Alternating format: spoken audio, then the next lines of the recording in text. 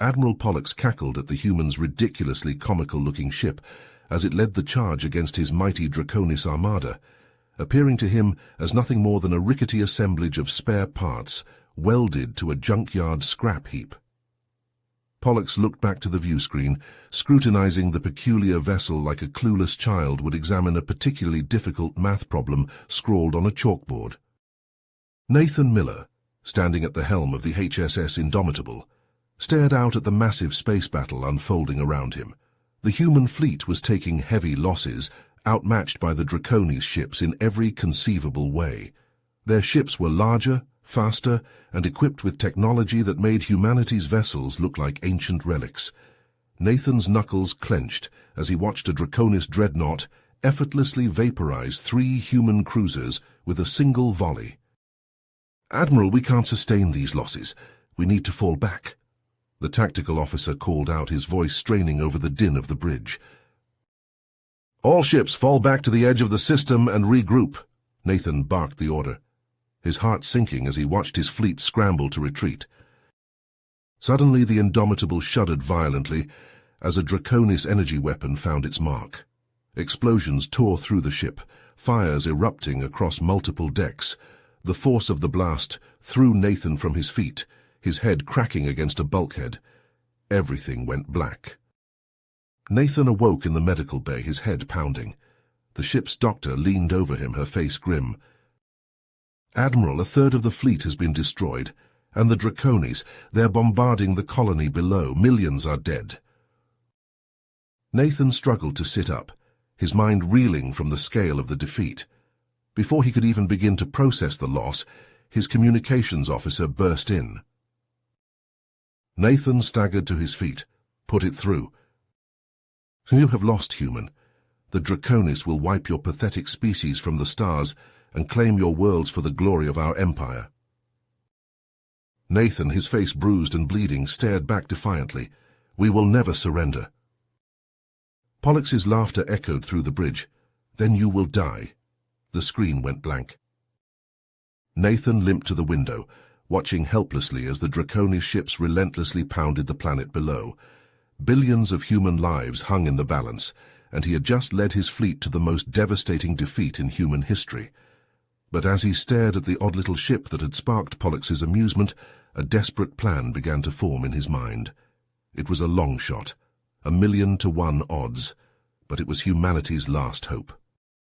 Weeks dragged on, each day bringing fresh reports of Draconis victories and human defeats. Nathan paced the bridge of the Indomitable, his once pristine uniform now wrinkled and stained. The Draconis were relentless, striking at human colonies and outposts with impunity. The fleet was in shambles, barely holding together. The comm officer's voice cut through the gloom. "Admiral, priority message from Earth. It's marked top secret." Nathan hurried over, hope and dread warring in his chest. He scanned the message, his eyes widening with each line. A team of Earth's top scientists had developed a weapon that could change everything, but it was mounted on... The HSS Absurdity? What the hell kind of name is that? Nathan muttered. He read on, his incredulity growing.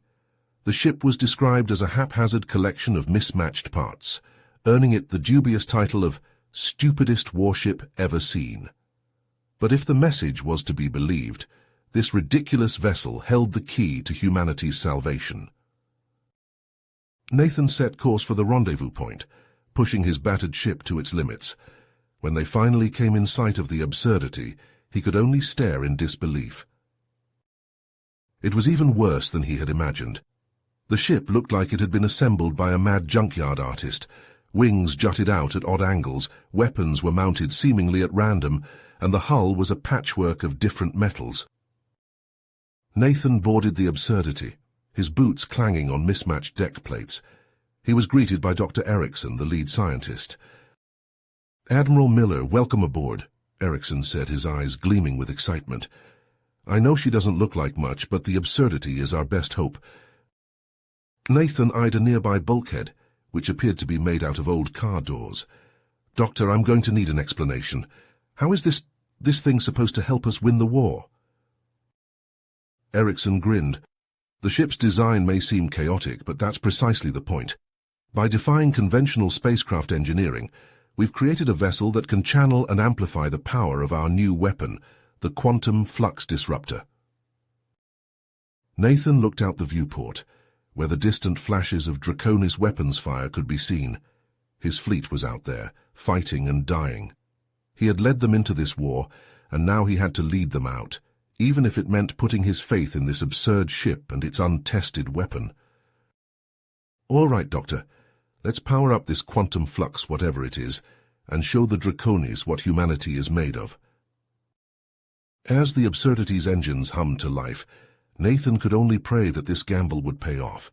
If it didn't, there might not be a human race left to save. The Absurdity tore through space, its mismatched engines roaring as it hurtled toward the Draconis fleet.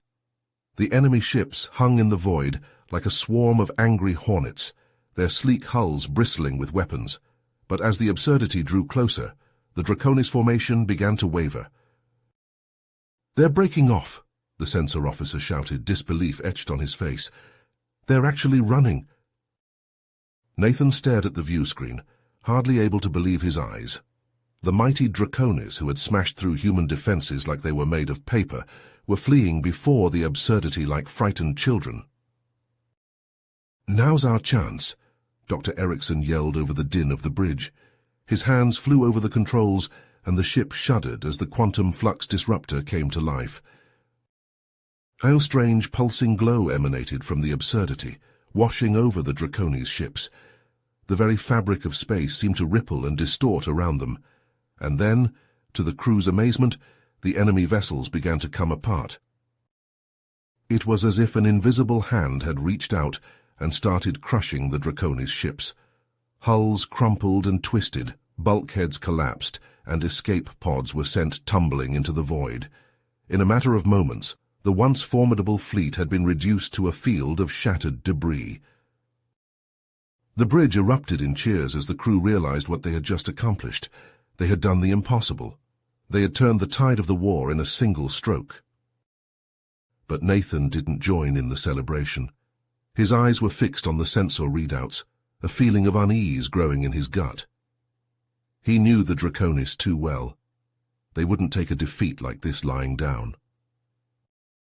His fears were confirmed a heartbeat later. A massive shape emerged from hyperspace, dwarfing the Absurdity with its sheer size. It was a Draconis dreadnought, the personal flagship of Grand Admiral Pollux himself. "Human!" Pollux's voice boomed over the comm, filled with rage and contempt. "Did you think your little toy could save you? Surrender your ship and its technology to the Draconis Empire, and I may grant you a quick death." Nathan's fingers tightened on the armrests of his chair. He could feel the eyes of his crew on him, waiting for his command. He drew in a breath, then nodded to Dr. Erickson. "Charge the disruptor," he ordered, his voice steady. "We're not going down without a fight." Erickson nodded and began the power-up sequence. The ship thrummed with energy as the weapon prepared to fire, but something was wrong. Alarms blared throughout the bridge as the disruptor's readouts spiked wildly. "It's overloading!" Erickson shouted, his fingers flying over the controls. "I can't stabilize it!" Nathan opened his mouth to give the order to abort, but it was too late. With a blinding flash, the quantum flux disruptor exploded. The Absurdity lurched and spun as the blast tore through its hull, sending debris and bodies tumbling through the corridors. Emergency bulkheads slammed shut, sealing off the breached sections of the ship. The crew scrambled to contain the damage, fighting fires and sealing leaks. But as Nathan staggered to his feet, he realized with a sinking feeling that their one hope for victory had just been lost.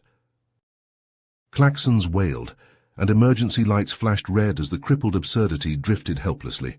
Pollux's dreadnought loomed over the stricken vessel, a boarding tube slamming into its hull with a resounding clang. Draconis shock troopers, clad in jet-black armor and wielding plasma rifles, surged through the breach, their reptilian eyes gleaming with malice. The Draconis troopers stormed through the corridors, their boots pounding on the deck plates. The humans opened fire, energy bolts and bullets ricocheting off bulkheads.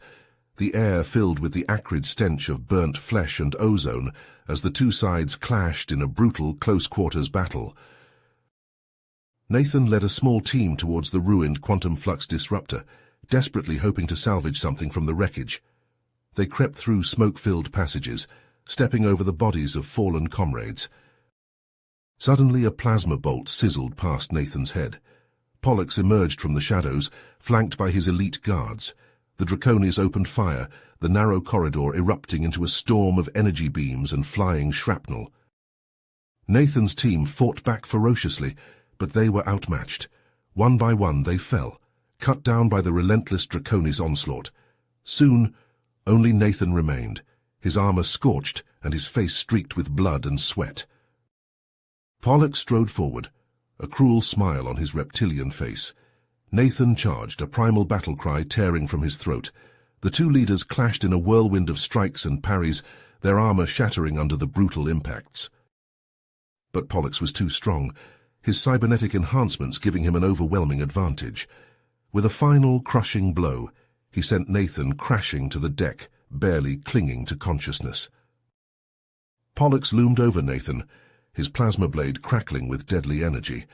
He raised the weapon high, ready to deliver the killing stroke.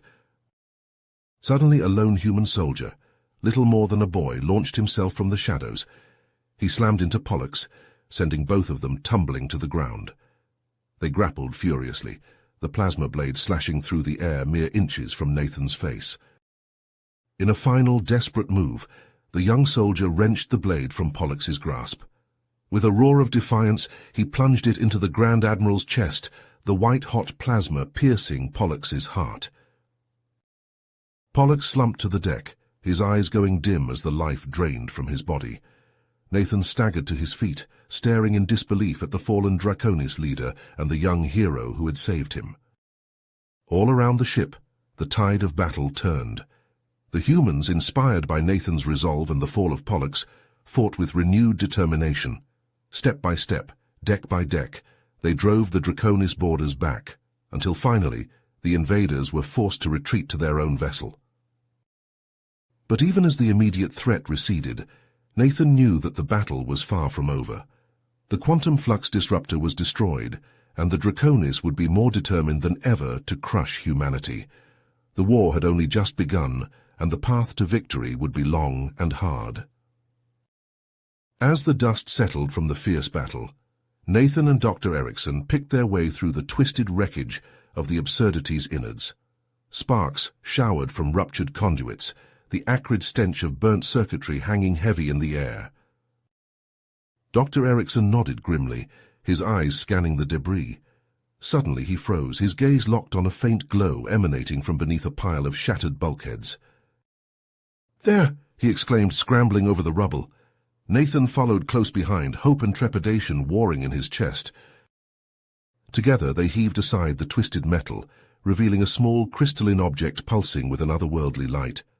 Dr. Erickson carefully lifted the crystal, his hands trembling slightly. Nathan stared at the crystal, a glimmer of hope kindling in his eyes. "Can we rebuild the weapon with this?" Dr. Erickson hesitated. "Possibly, but it will take time, and the Absurdity is barely holding together as it is." "We split the crew," he decided. "One team stays here to guard the crystal and repair the ship. The other takes a shuttle to link up with the nearest human fleet and bring back reinforcements." Dr. Erickson nodded, already moving to secure the crystal in a reinforced container. As the crew hurried to prepare for the dangerous missions ahead, none noticed the Draconis spy lurking in their midst, his reptilian eyes glinting with malice. Hours later, as the shuttle carrying half the crew sped away from the crippled Absurdity, a massive Draconis fleet emerged from hyperspace, dwarfing the human ship with its sheer size and firepower. "For attention, humans," a cold, imperious voice crackled over the comm. "I am Grand Admiral Zortex. You have something that belongs to the Draconis Empire. Surrender the crystal, and I promise you a swift death." Nathan's eyes narrowed as he stared at the view screen filled with the Draconis armada.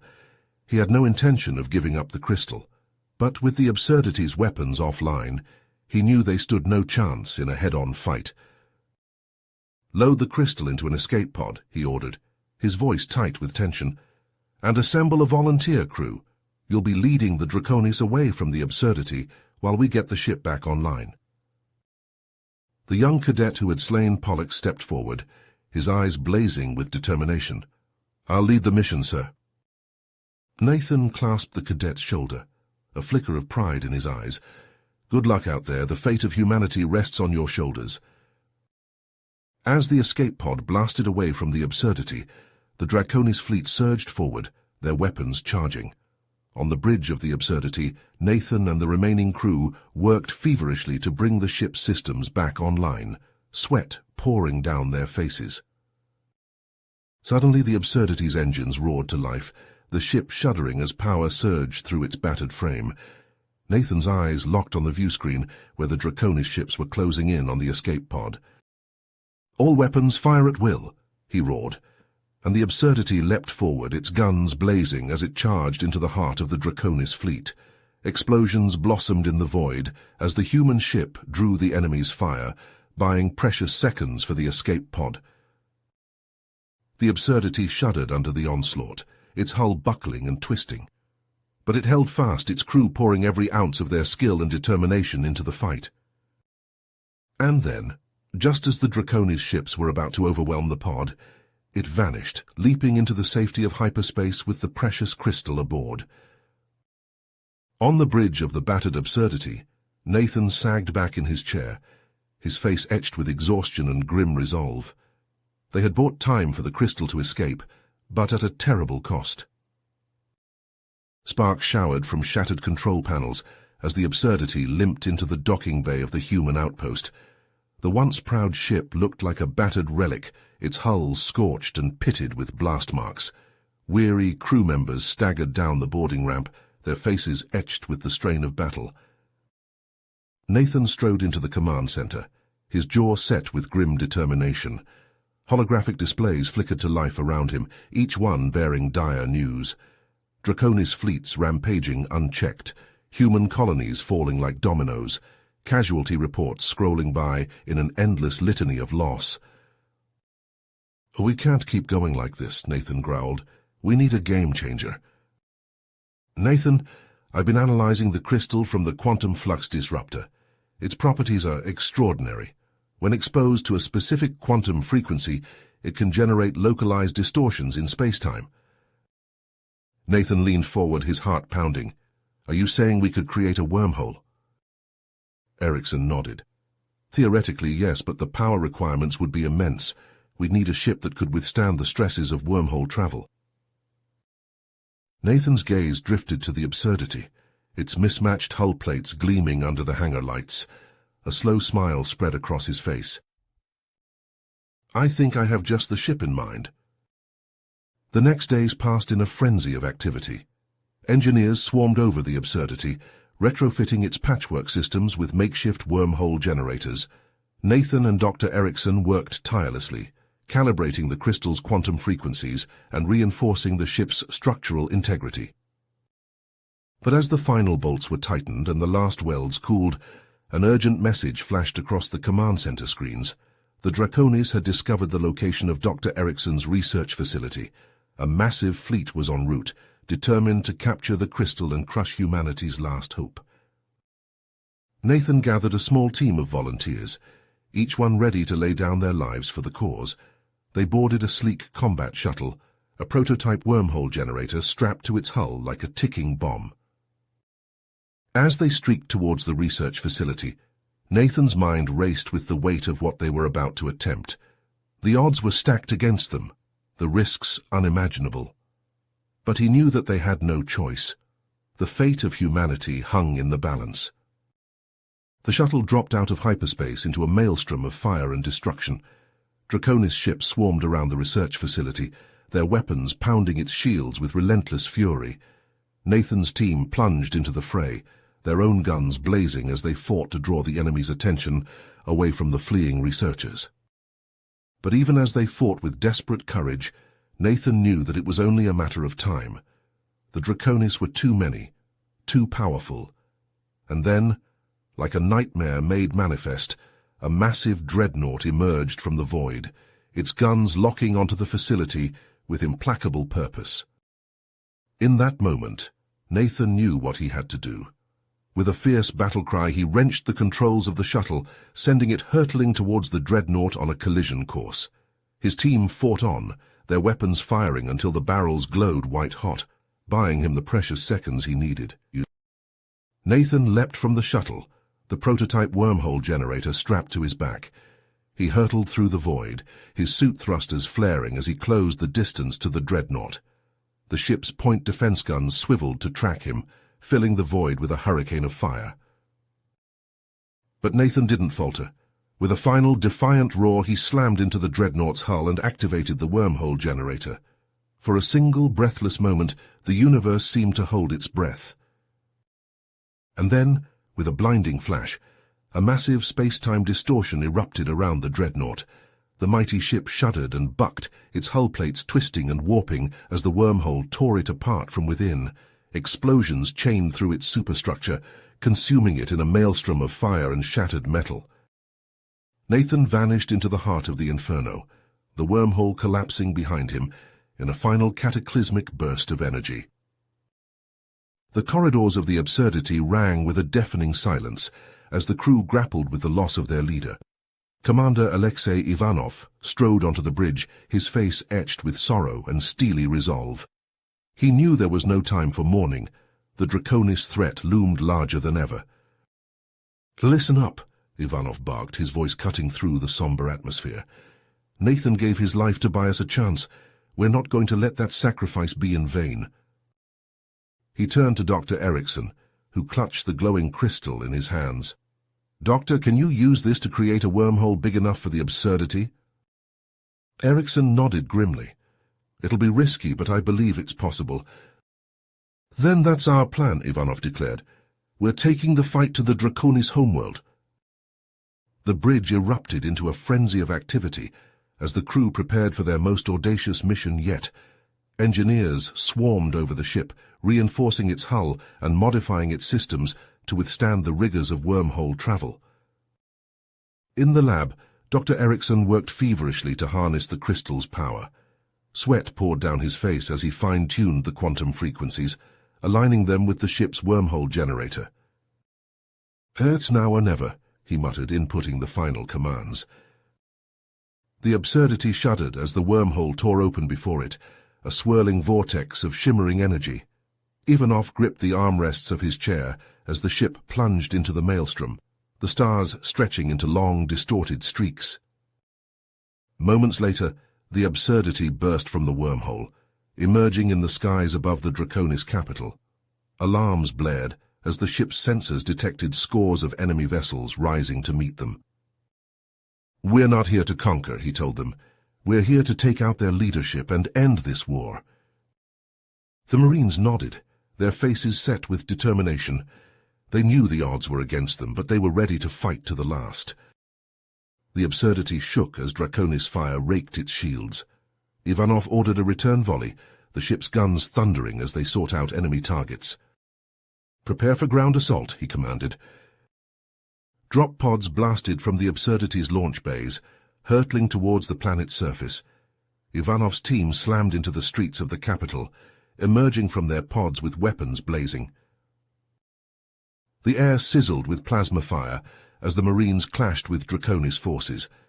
They fought their way through the city, blasting through barricades and storming fortified buildings. As they neared the Imperial Palace, a hail of enemy fire forced them to take cover. Ivanov peered around a shattered wall, his eyes widening as he saw the figure leading the Draconis defense. Grand Admiral Zortek stood at the head of the Royal Guard, his armor gleaming in the smoke-filled light.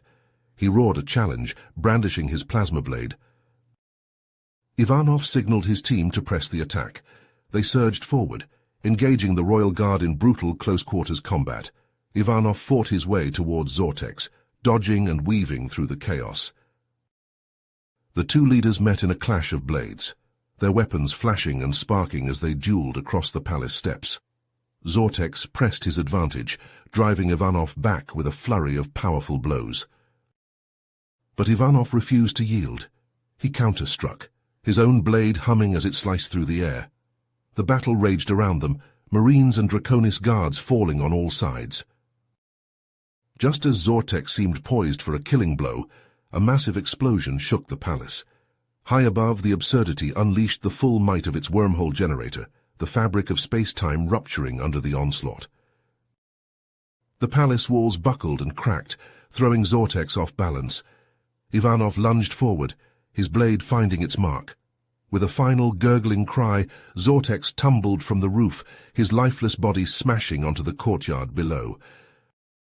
Ivanov staggered to his feet, his armor battered and scorched. Around him the royal guard lay defeated, the Draconis forces scattered and broken. From the depths of the ruined palace a figure emerged, hands raised in surrender. It was the Draconis Emperor, his regal bearing shattered by the weight of defeat. "Enough," he said, his voice trembling. "The war is over. The Draconis Empire yields to the human alliance." Ivanov nodded grimly, accepting the Emperor's capitulation. Marines secured the area as medics tended to the wounded, the smoke of battle still thick in the air. The absurdity sliced through the void of space, its patchwork hull a testament to the battles it had endured. In the months since the war's end, Captain Ivanov and his crew had been tasked with hunting down the scattered remnants of the Draconis military, a duty they carried out with grim determination. On the bridge, Ivanov pored over a holographic map of the sector, his brow furrowed in concentration. Red markers denoted known Draconis holdouts, each one a potential target. "What about this one?" he asked, pointing to a marker orbiting a distant moon. "Looks like a staging ground for hit-and-run attacks on civilian convoys." Lieutenant Zara Krell, a former Syndicate operative-turned-ally, leaned in for a closer look. "Good eye, Captain. That base has been a thorn in the side of local trade routes for weeks." Ivanov nodded, his decision made. "Set a course. It's time we paid them a visit." "Return fire," Ivanov barked. "Get our Marines to the drop pods." The absurdity's guns roared to life, filling the void with searing beams of energy. Explosions blossomed as fighters disintegrated under the onslaught. In the drop bay, armored Marines piled into their pods, checking weapons and sealing helmets. Sergeant Reznov, a grizzled veteran of the war, gave a curt nod to Ivanov over the comm. "Ready to give 'em hell, sir." The pod streaked towards the moon's surface, trailing plumes of fire. They slammed into the rocky ground, hatches blasting open as the Marines stormed out, weapons at the ready. The Draconis base was a maze of fortified bunkers and gun emplacements. The Marines advanced under heavy fire, taking cover behind boulders and craters. "Flank left," Reznov shouted over the din of battle. "Suppress that turret."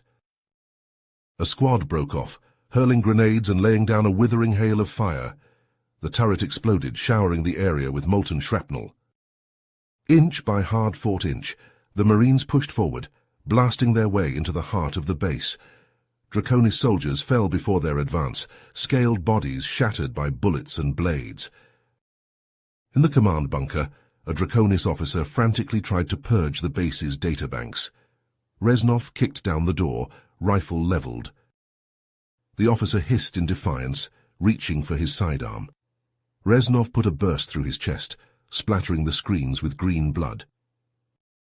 As the Marines secured the base, Ivanov and Zara sifted through the captured data, their faces grim. The records confirmed their worst fears. The Draconis had not been acting alone. A shadowy network of arms dealers and war profiteers, known as the Syndicate, had been supplying them throughout the conflict. "We have to stop them," Ivanov growled. "The Syndicate can't be allowed to profit from more bloodshed." Zara nodded, her eyes hard. "I know their methods, their hideouts.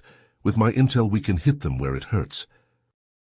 Over the next weeks, the absurdity struck at Syndicate outposts and supply caches across the sector, each raid a surgical strike against the criminal cartel. In dimly lit halls of power, the Syndicate's leaders seethed with rage. Their profits were dwindling, their grip on the underworld weakening. They needed to eliminate the absurdity, and quickly. They turned to Talonblade, a ruthless mercenary known for his lethal skills and total lack of mercy. For an exorbitant fee, Talon agreed to destroy the Absurdity and its crew.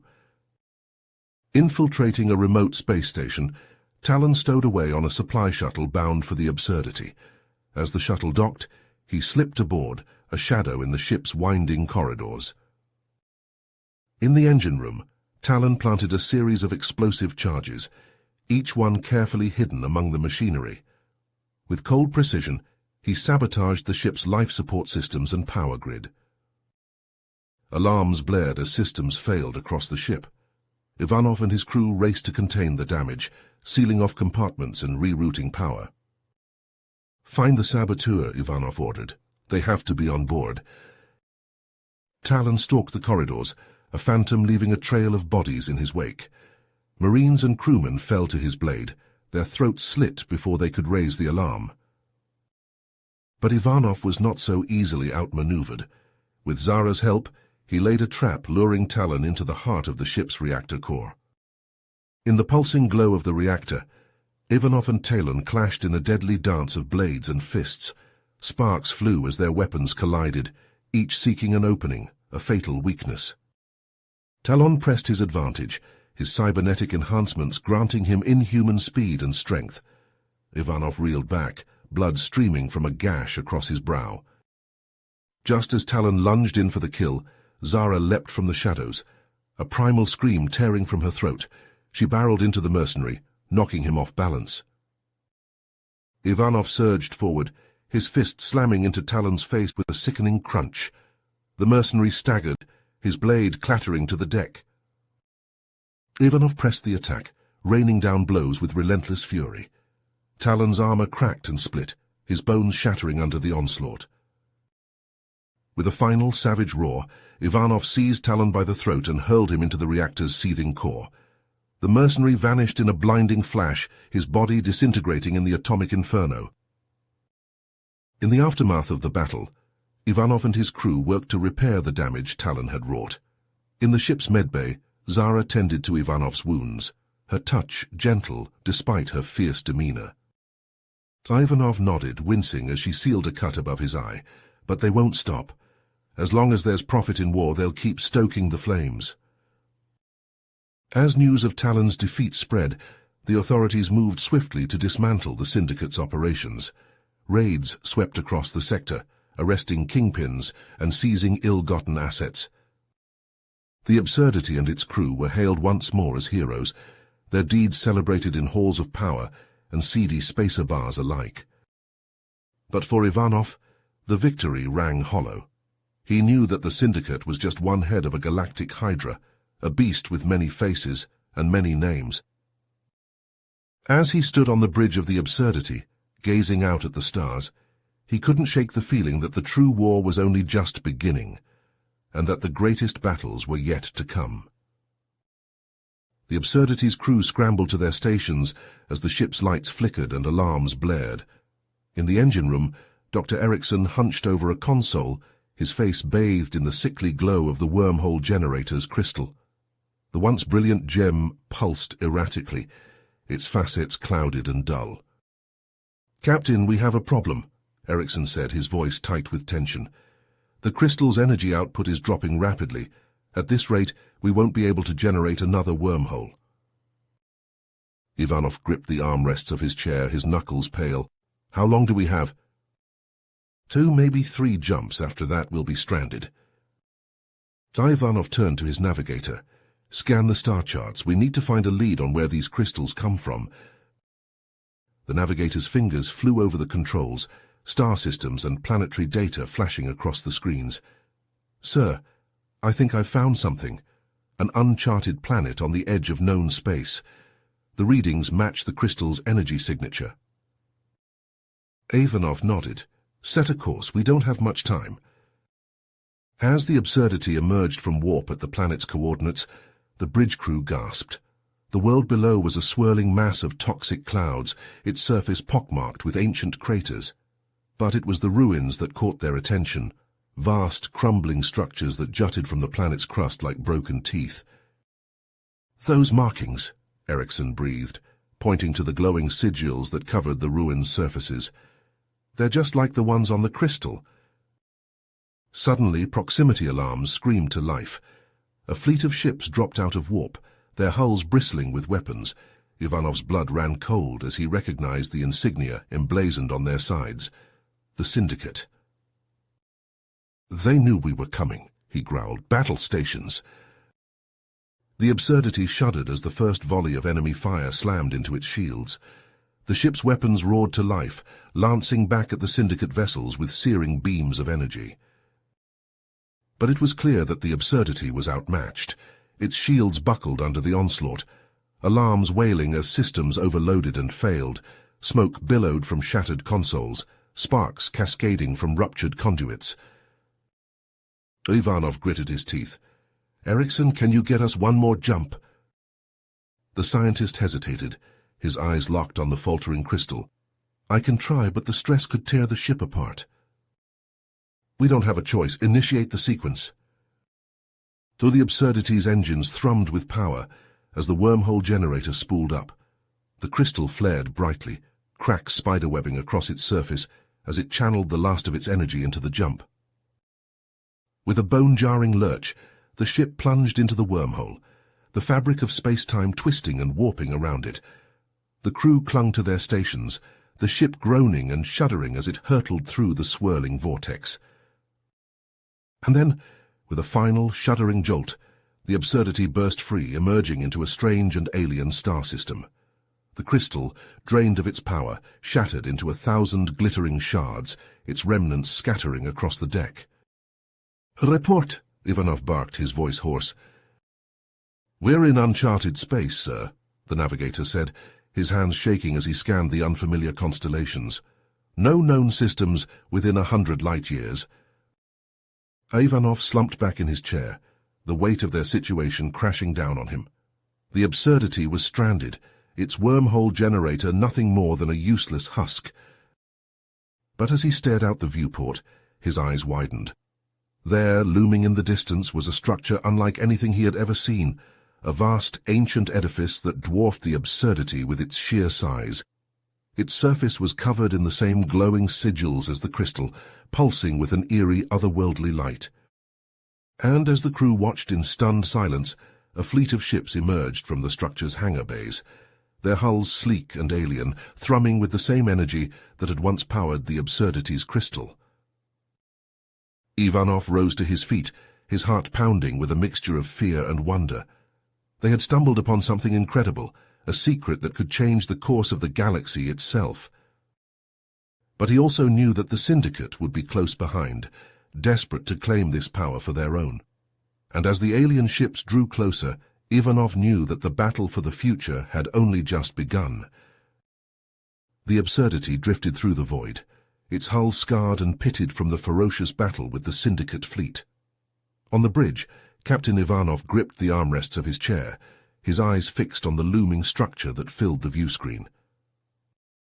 Suddenly a voice crackled over the comm system, its tone alien and ancient. "I am the Overseer, the last of the race that once harnessed the power of the crystals. I offer you aid and repairs, but you must surrender the shattered remains of your crystal and vow never to return." Ivanov's heart raced as he weighed his options. His ship was crippled, his crew exhausted and on the brink of collapse. He had no choice. "We accept your terms, Overseer. Please, help us." Teams of alien drones swarmed over the absurdity, their metallic limbs moving with eerie precision as they began to repair the battered ship. Ivanov watched the work progress, an unease growing in his gut. The Overseer's technology was beyond anything he had ever seen, its methods strange and unsettling. As the days turned into weeks, the crew began to whisper of strange visions and hallucinations, their eyes haunted and their nerves frayed. Ivanov himself felt a growing sense of dread, a feeling that something was terribly wrong. He confronted the Overseer, demanding answers, but the alien's words were cryptic and evasive. Ivanov realized with a chill that they had stumbled into a trap, that the Overseer's intentions were far from benevolent. He gathered a trusted team, and together they hatched a desperate plan to steal back the crystal fragments and escaped the Overseer's clutches. They struck deep into the heart of the alien structure, fighting through hordes of drones and automated defenses. But when they reached the crystal chamber, they found not shattered remnants, but a pulsing living thing that seemed to possess a terrible will of its own. Ivanov knew what he had to do. He stepped forward, reaching out to the crystal, letting it flow into him, merging with his very being. In that moment of union, he saw the truth. The Overseer was a twisted, malevolent entity, a consumer of worlds that sought to corrupt and devour all life. With a roar of defiance, Ivanov unleashed the full power of the crystal, a cataclysmic blast of energy that tore through the Overseer and its legions, shattering the very foundations of the alien structure. In the aftermath, the survivors of the absurdity crawled from the rubble, their ship a ruined husk, their captain lost to the crystal's embrace. They had uncovered a terrible secret, a threat to all life in the galaxy, and they knew they had to protect this knowledge at all costs. As they limped towards home, they carried with them the weight of their sacrifice, the knowledge that the war may be over, but the fight for survival had only just begun. You have reached the end of the story. If you enjoyed this story and want to support us, please leave a like and subscribe to our channel, and for every comment that says 88, I will heart every single one of them. Thank you for your time.